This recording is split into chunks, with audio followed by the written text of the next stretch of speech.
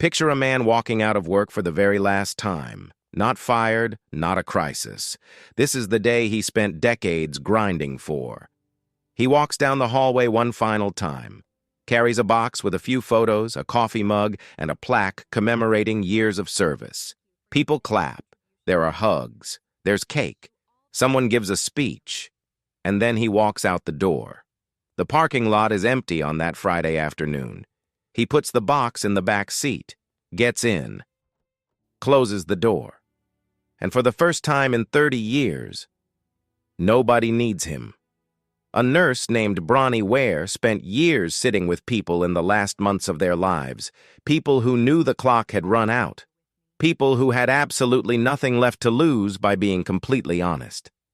She asked them one simple question. What do you regret the most? And something in her records hits different. Nobody said they wished they'd worked more. Not one person.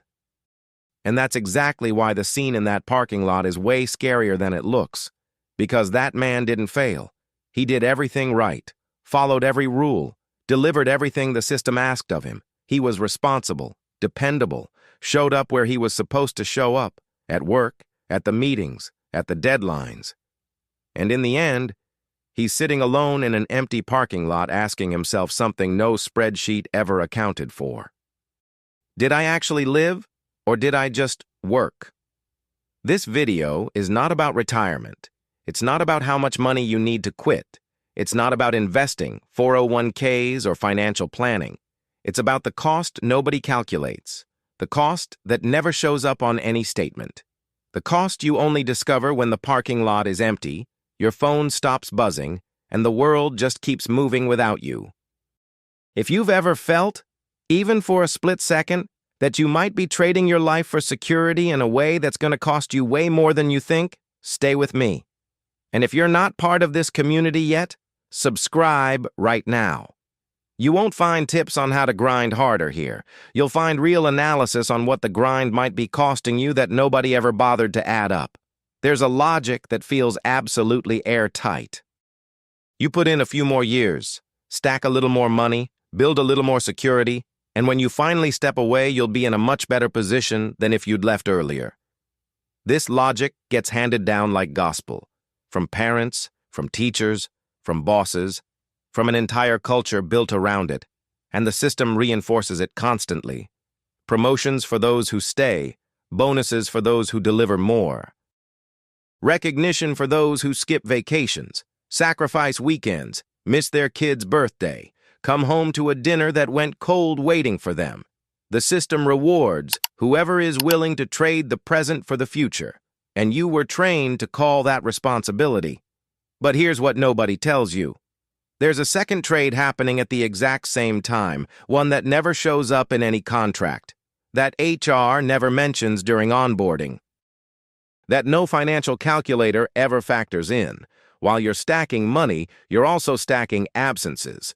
Every extra year at the office is one less year with the people who actually matter to you. Every promotion that demands more hours is another version of yourself that slowly stops existing outside of work. Every bonus earned on 60-hour weeks gets paid in a currency no bank ever tracks: time, energy, health, presence. And the brutal part of this trade is this: the money you can actually see growing.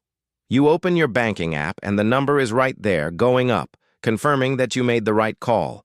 But what you lost has no app, no statement, no notification reminding you that your daughter grew up while you were stuck in a conference call, that your health started slipping while you kept pushing off the doctor, that your real friends slowly drifted away while your LinkedIn connections kept climbing. The trade already happened.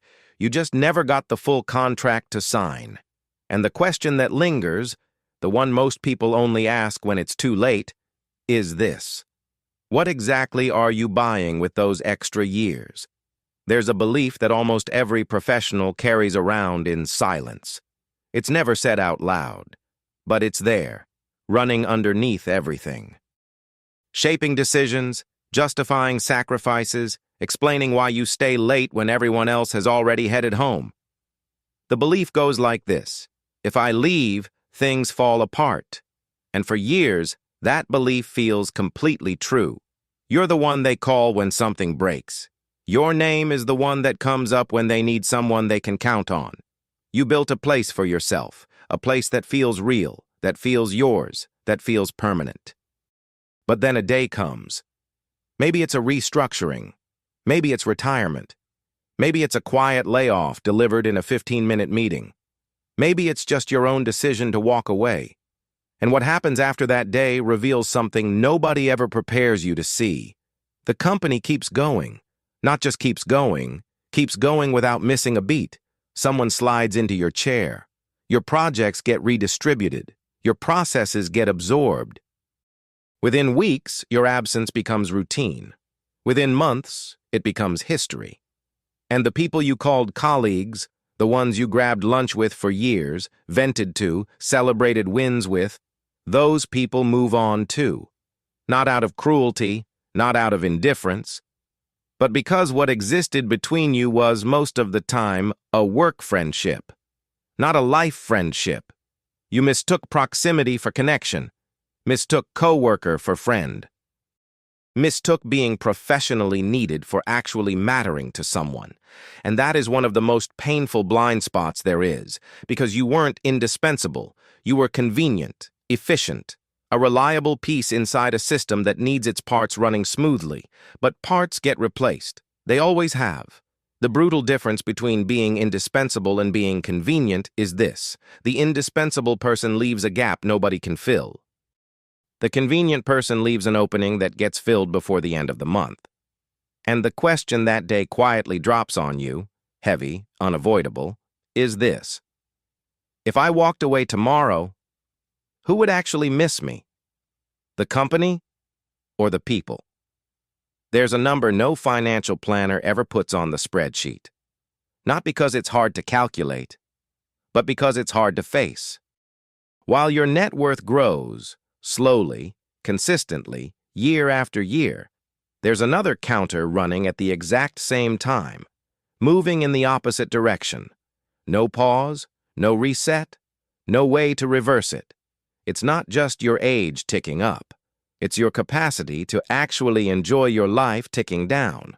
At 45, you've got the energy to backpack through Europe for 3 weeks. At 65, you might have enough money to book the trip of a lifetime. But your knees are the ones deciding how far you walk and how long you last. At 40, you can get on the floor and play with your kids for hours. At 70, you're watching from the couch, with love, with pride, but from the couch. At 50, you still feel the pull of something new, the rush of trying something different. The physical and mental capacity to start over if you had to. At 75, your body has already quietly negotiated away most of those options without asking you. These two clocks, the financial one and the biological one, run simultaneously your entire life. But only one of them can be recovered. Lose money and there's a path back. There are strategies, investments, adjustments. The entire financial system was built around exactly that, giving money the ability to recover, grow, compound. The body doesn't have that feature. The energy you had at 45 doesn't come back at 68. The health you ignored for decades doesn't offer a refund. The experiences you put off until you felt more financially secure don't sit in a waiting room. They just become impossible in the same way. And what makes this invisible is that the decline is gradual. You don't wake up one day completely drained. You wake up one day realizing it's been a long time since you felt the way you used to. You don't lose your health in a single moment. You look back and see a long string of small neglects that piled up quietly while you were busy being responsible. The financial world taught you about compound interest. The idea that small amounts stacked consistently over time turn into something massive. But nobody taught you the flip side, that small losses in health, energy, and vitality stacked consistently over time turn into a limitation that no amount of money can fully fix. You can recover money. You cannot recover the knees you had at 50, cannot recover the energy you had at 45. Cannot recover the presence your family needed when you were at the office building security for a future that showed up differently than you planned. With what health are you planning to enjoy the money you're out here stacking? I want to introduce you to two people. Michael is 43 years old. He's been in corporate management for 18 years, and he's exactly the kind of guy every company wants on their roster. Punctual, dependable. Never missed a deadline in his life. When they ask for one more year, Michael stays. When a promotion comes along that demands more hours, Michael takes it.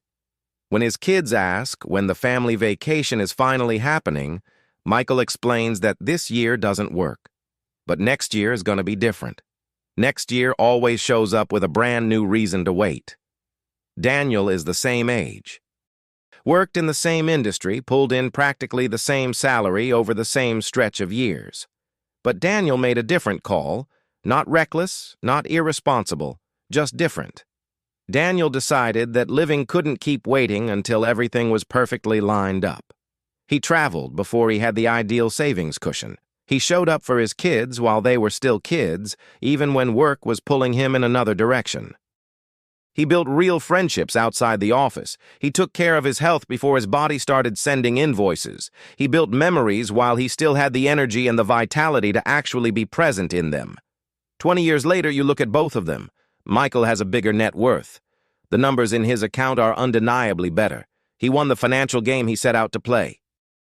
But his kids are adults who barely know him outside of the role of provider. His health is presenting the bill for 2 decades of neglect. His friendships boil down to professional contacts who stopped calling once he left the company, and the trips he kept promising his wife got postponed until she stopped asking. Daniel has less in the bank, but he has something Michael cannot buy retroactively. He has real memories with kids who grew up seeing their dad actually show up. He has health that was maintained, not ignored. He has relationships that survived outside the context of work. He has an identity that exists independently of whatever title he held. He has the quiet peace of someone who didn't spend his whole life waiting for a perfect moment that never arrives exactly as planned. Michael has more money. Daniel has more life. And here's the blind spot this comparison exposes in the most brutal way possible. We were conditioned to measure wealth in net worth, in balances, in accumulated security. But there's a kind of wealth that never shows up on any statement, that has no calculable return, that cannot be recovered once the time is gone. It's the wealth of experiences lived while you still had the energy to fully live them. If this comparison hit close to home, if you recognized yourself in Michael or in Daniel, drop it in the comments. Which of these two stories looks more like yours right now? And hit the like button.